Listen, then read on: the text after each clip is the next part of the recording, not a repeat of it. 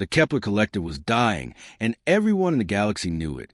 Picture this: 7 different alien species who had never fired a shot in anger, never conquered a world, never hurt anyone. These were the good guys of space. Traders who brought exotic goods between worlds. Diplomats who solved conflicts with words instead of weapons. Scientists who shared their discoveries freely with anyone who asked. For 300 years, they'd been the galaxy's peacekeepers, the ones everyone called when things got messy. Now, they were watching their worlds burn. The Void Swarm had appeared 6 months ago at the edge of collective space. Nobody saw them coming. One day, the mining colony on Kepler 7 was sending regular reports about rare mineral deposits. The next day, there was nothing but empty space where an entire planet used to be. Not destroyed, completely gone.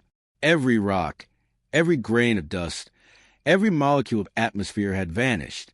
But here's the terrifying part. 3 days later, the swarm had doubled in size. These weren't your typical movie monsters with claws and teeth. Imagine living crystals the size of skyscrapers, each one pulsing with an eerie blue light. They moved through space like a school of deadly fish, perfectly coordinated, thinking with one mind. When they found a planet, they didn't just destroy it. They broke it down atom by atom, rebuilding everything into more themselves. Planets became crystal ships. Moons became crystal warriors. Even the space dust got recycled into their growing army. The Collective's military tried to fight back. Their sleek defensive ships, designed more for rescue missions and warfare, lasted about 15 minutes against the first swarm scouts. The crystals cut through their energy shields like they were made of paper. Worse, every ship they destroyed just gave the swarm more material to work with. The wreckage got absorbed, converted, turned into more enemies. Admiral Kess of the Collective Defense Force sent out the first distress call after losing half his fleet in a single battle. His message was desperate but dignified, explaining their situation to every advanced civilization in known space. The Collective had always helped others. Surely someone would return the favor. The mighty Altrurian Empire responded first.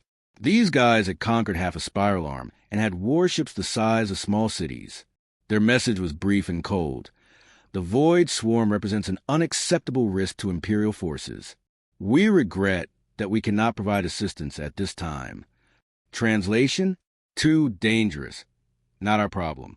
Next came the Zephyrian Confederacy, famous throughout the galaxy for their legendary fleet commanders and unbeatable tactics. Their response took 3 days, probably because they actually considered it. While we sympathize with the Collective's plight, our primary obligation is to defend Confederacy space from potential swarm expansion.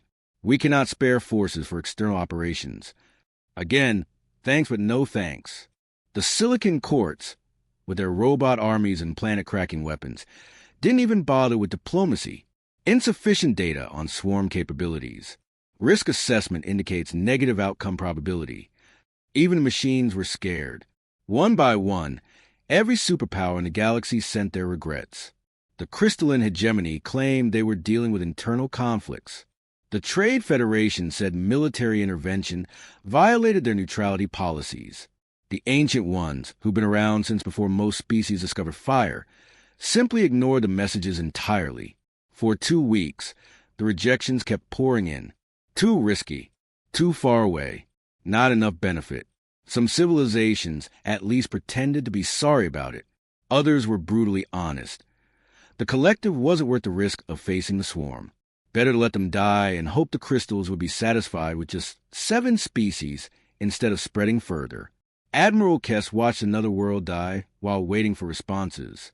The agricultural planet of Greenhaven, home to billions of peaceful farmers, got converted into crystal formations over the course of 6 hours. The Collective's Emergency Council met in their hidden asteroid base, preparing final evacuation plans for their remaining populations. They'd sent messages to 47 different civilizations. 47 rejections. That's when the crackling transmission came through their quantum receivers. The signal was weak, distorted by distance and primitive equipment. It took their technicians 20 minutes to clean up the audio enough to understand it. When they finally did, nobody believed what they heard. This is Earth Defense Command responding to Collective Distress Beacon. Coordinates received and logged. Help is coming. Repeat. Help is coming. The communication officer stared at a screen in confusion. Earth? Nobody had heard of any Earth before. A quick database search showed it was some tiny blue world in an unremarkable spiral arm, inhabited by a species called humans who'd barely figure out faster-than-light travel 50 years ago. Their ships were primitive. Their weapons were outdated. Their entire civilization was younger than most collective trade agreements. What could they possibly do that the galaxy's superpowers couldn't? The message was only 4 words long, but it changed everything. Coordinates received. Help is coming. That was it. No negotiations about payment. No demands for territorial concessions. No lengthy discussions about risk assessment or casualty projections. Just a simple promise from a species a galaxy had never heard of. The collective's database on Earth made for depressing reading. Humans had only achieved faster-than-light travel 47 years ago, making them practically babies in galactic terms. Their home world was a tiny blue rock orbiting an ordinary yellow star in what most civilizations consider the galactic equivalent of a rural backwater. No rare minerals. No strategic importance. No ancient technologies or mysterious artifacts. Their space force consisted mainly of exploration vessels, cargo haulers, and research ships. The few military vessels they had were built for border patrol duties against pirates and asteroid threats. Nothing that could face a galactic-level crisis. Their weapons technology lagged centuries behind the Altrurian Empire's plasma cannons or the Zephyrian Confederacy's quantum torpedoes. Most human ships still use primitive kinetic projectiles and basic energy weapons that other species had abandoned generations ago. Admiral Kess studied the human fleet specifications on his holographic display and felt his heart sink. These people were coming to die, and they probably knew it. Maybe we should tell them not to come, he suggested to his staff during an emergency meeting. It's noble of them to try, but we can't ask them to throw their lives away pointlessly. But Commander Thex, a veteran warrior from the reptilian Soren species, shook his scaled head. Look at their response time, he said, pulling up the timeline. From our distress signal to their reply, 18 hours. Do you know how long it took the Altrurian Empire to respond? 3 weeks. They needed time to run projections, consult their war councils, calculate profit margins. These humans didn't hesitate. The first human ship started arriving within a week, and honestly, they looked exactly like what you'd expect from a desperate last-minute rescue mission. The lead vessel was something called Darwin's Hope, which according to its registration had been a bulk cargo hauler just days earlier. Now it bristled with hastily welded weapon mounts and armor plating that looked like it came from a dozen different sources. Behind it came a motley collection of converted civilian ships, passenger liners with missile pods bolted to their sides, mining vessels turned into makeshift gunships, even what appeared to be a luxury yacht mounting oversized energy cannons. Captain Jake Mitchell docked his ship at Kepler Station and immediately requested a meeting with collective leadership. When he walked into the council chambers, Admiral Kess was struck by how ordinary he looked. No ceremonial armor, like Altrurian commanders wore. No genetic modifications like the Zephyrians favored. Just a middle-aged human in a simple uniform, with tired eyes and callous hands that suggested he'd started his career working on ships rather than commanding them. Captain Mitchell, Admiral Kess began carefully. We appreciate your willingness to help, but I must ask, do your people understand what you're facing? The Void Swarm has consumed 7 worlds in 6 months. Our best tactical analysts estimate their current force strength at over 10 million individual units, each one capable of destroying a city-sized target. Mitchell nodded calmly. Yeah, we read your reports. Scary stuff. He paused, looking around the chamber at the assembled collective leaders. You asked for help. That's enough. The simplicity of his response caught everyone off guard. Commander Thex leaned forward. But, Captain, your fleet can't number more than a few hundred ships. The mathematical odds of success are virtually zero. Surely your government ran probability calculations. Oh, they did. Mitchell replied with what humans apparently called a smile, a strange expression that somehow conveyed both humor and determination. Came back with less than 1% chance of victory. Know what the Earth Defense Council said about that? 1% is still better than 0, and these people need help. The collective psychological experts had studied thousands of species over the centuries. They understood how civilizations made decisions. Advanced species used complex algorithms weighing cost versus benefit. Peaceful species like themselves tried diplomatic solutions first. Warrior cultures evaluated honor and glory. Economic powers calculated profit margins. But humans seem to operate on an entirely different principle. When someone asked for help, they helped. The math didn't matter. The odds didn't matter. The fact that they'd never met the collective before didn't matter. Someone was in trouble, and that was the only calculation that counted. We brought everything we could spare, Mitchell continued, activating a holographic display, showing his fleet composition. 347 vessels total. Not much compared to what you're facing, but we figured quantity isn't everything. Sometimes you need to be creative. He showed them modified mining ships equipped with industrial cutting lasers, research vessels carrying experimental weapons that human scientists had literally invented during the journey to collective space, and cargo haulers loaded with the strangest ammunition the galaxy had ever seen. Everything from kinetic impactors to what appear to be giant nets. The way we see it, Mitchell explained. Everyone else looked at this problem and saw an unwinnable war. But we're not trying to win a war. We're trying to save people. Sometimes that makes all the difference. The first battle was an absolute disaster, and everyone knew it was coming. The human fleet approached the swarm's outer edge near the dead system that used to be Kepler 9, and for about 10 minutes, it looked like they might actually have a chance. Their ships moved in neat formations, following standard galactic combat protocols that every civilized species had used for centuries. Then the void swarm noticed them. What happened next was like watching a pack of wolves tear through a group of house cats. The crystalline hunters moved faster than anything that size had a right to move, cutting through space in perfect coordination. They sliced through human energy shields like they were made of tissue paper. The hastily installed armor plating on converted cargo ships might as well have been painted on for all the protection it provided. The Darwin's Hope took 3 direct hits in the first minute and started venting atmosphere from its cargo bay.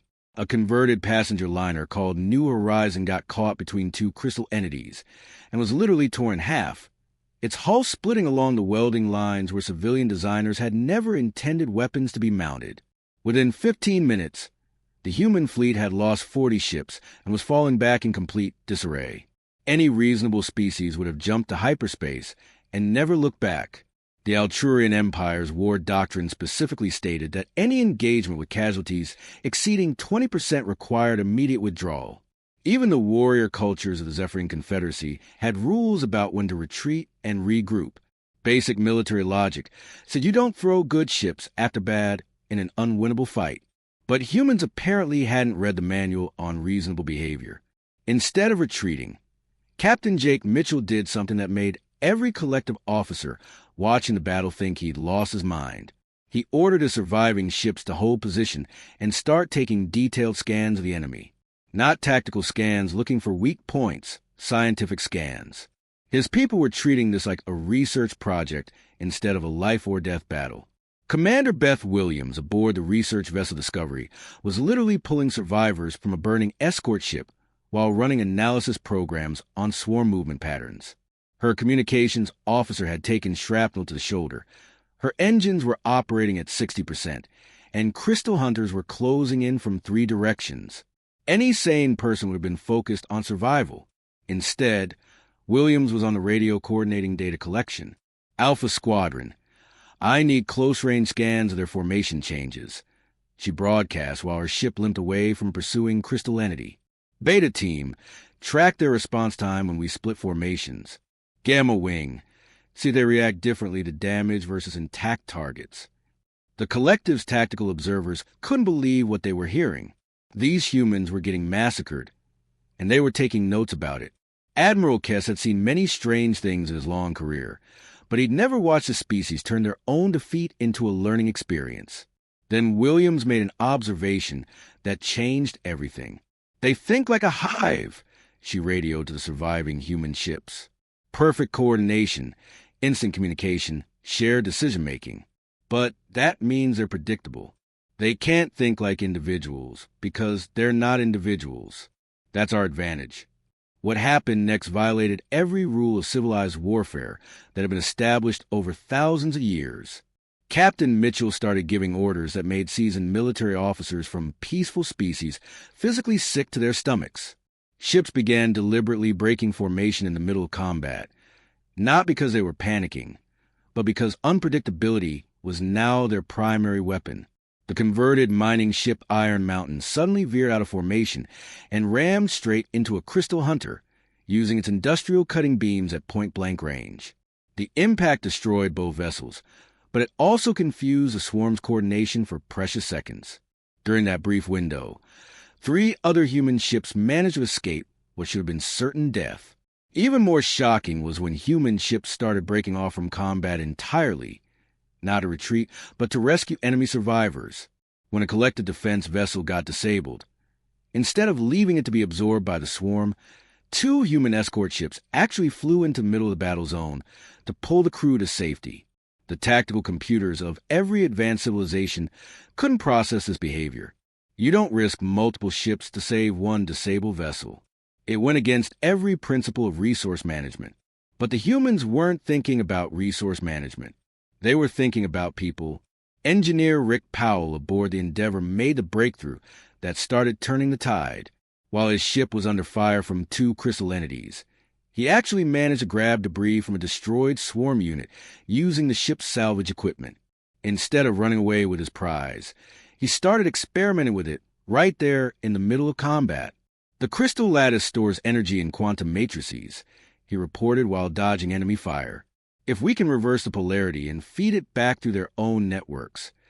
He was literally rebuilding swarm technology into human weapons while enemy ships were shooting at him.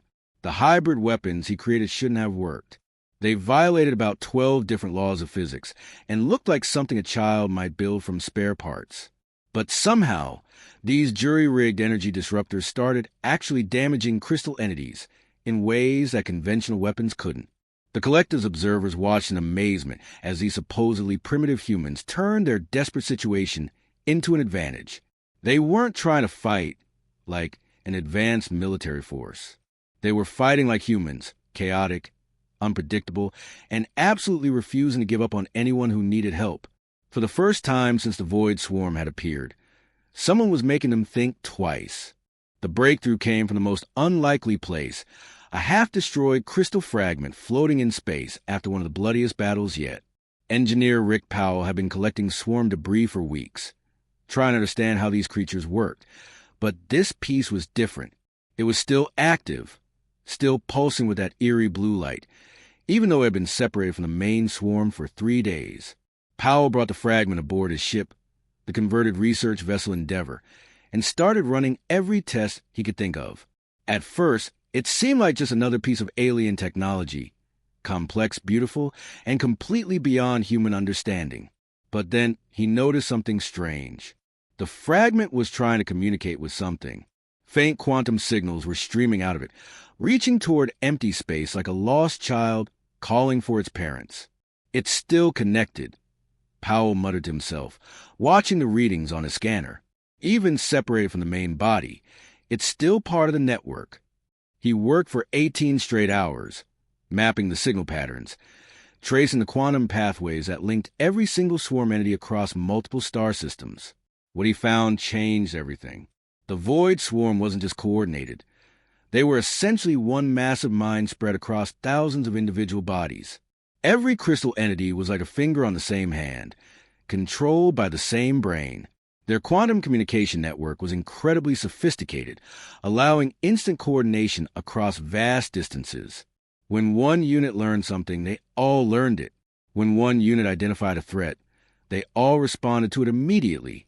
It was perfect coordination on a scale that no individual species could match.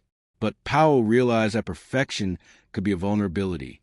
He called an emergency meeting with the human fleet commanders and their collective allies. The war room aboard the flagship was cramped, filled with humans and aliens working side by side for the first time in galactic history. Admiral Kess of the Collective Defense Force sat next to Captain Jake Mitchell, while Commander Beth Williams shared tactical displays with Soren warriors who had initially dismissed human capabilities. Think of it like a computer network, Powell explained, using terms everyone could understand. The swarm's quantum communication system connects every single entity, from the smallest scout to the largest capital ships. They share information instantly, coordinate perfectly, react as one mind. That's what makes them so dangerous. He activated a holographic display, showing the network structure he'd mapped from the crystal fragment. But here's the thing about networks. They can carry more than just coordination signals. If we can introduce the right kind of disruption, we can turn their greatest strength into their greatest weakness. The room fell silent as the implication sank in. Commander Thex, the veteran Soren warrior, was the first to speak. You're talking about a virus. Something that would spread through their communication network and disrupt their coordination. Powell nodded. Exactly. But not just any virus. We need something that exploits their hive mind nature. They're not used to conflicting information or contradictory commands. If we can flood their network with chaos, random signals, false coordinates, conflicting orders, we might be able to crash their entire system.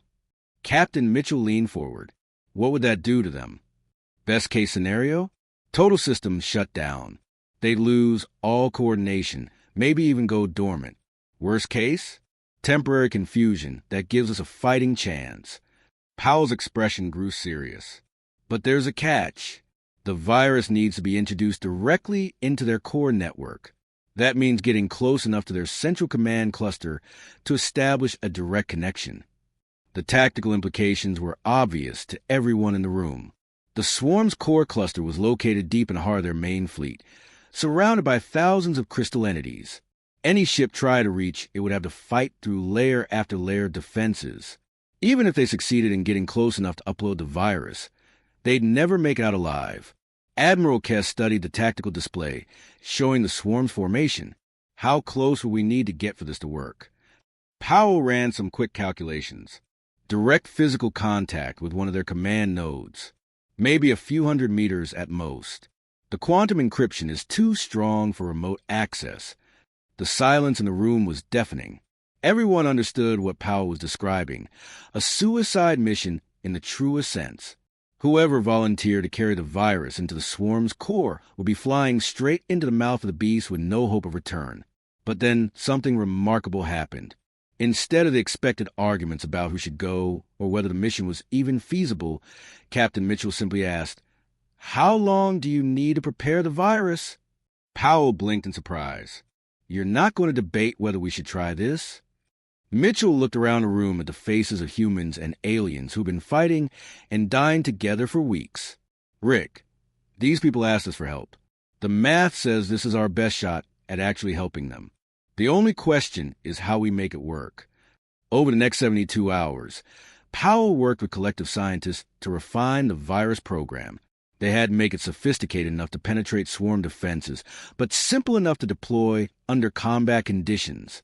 Every hour they spent in preparation was another hour the swarm used to consume more worlds, but rushing the job would guarantee failure. Meanwhile, the fleet prepared for what everyone knew would be their final battle. Ships were repaired as much as possible. Weapons were loaded with the last of their ammunition. Crews wrote messages to families they'd probably never see again. When Powell finally announced the virus was ready, the response surprised everyone. Instead of one volunteer stepping forward for the suicide mission, every single human ship captain volunteered. Not because they wanted to die, but because someone had to do it, and they weren't about to let anyone else carry that burden alone. When engineer Rick Powell stepped forward to volunteer for the virus delivery mission, the response was immediate and overwhelming. Every single human ship captain in the fleet raised their hand to escort him, not just the military vessels, but the converted cargo haulers, the modified passenger liners, even the luxury yacht that had somehow ended up in their makeshift armada.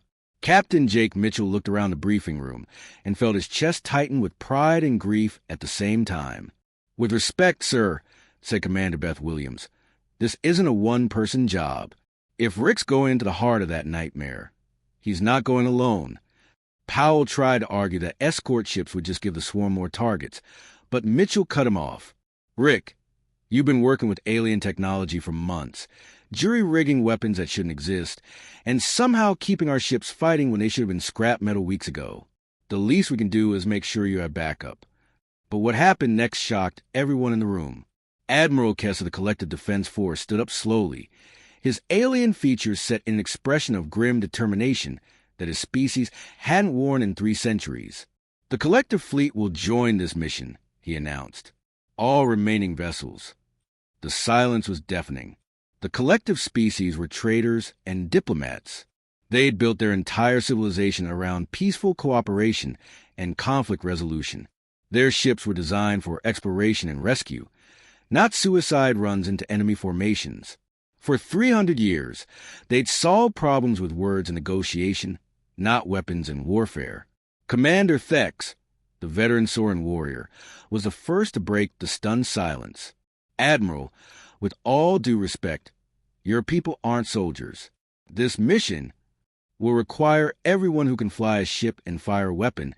Admiral Kess interrupted firmly. These humans came to our aid when the entire galaxy turned its back on us. They've been bleeding and dying for our worlds for months. If they're willing to sacrifice everything to save us, then we're willing to stand beside them.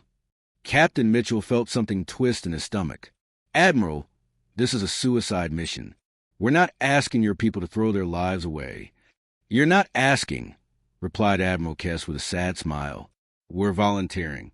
For the first time in our species' history, we have something worth fighting for, not territory or resources or political advantage.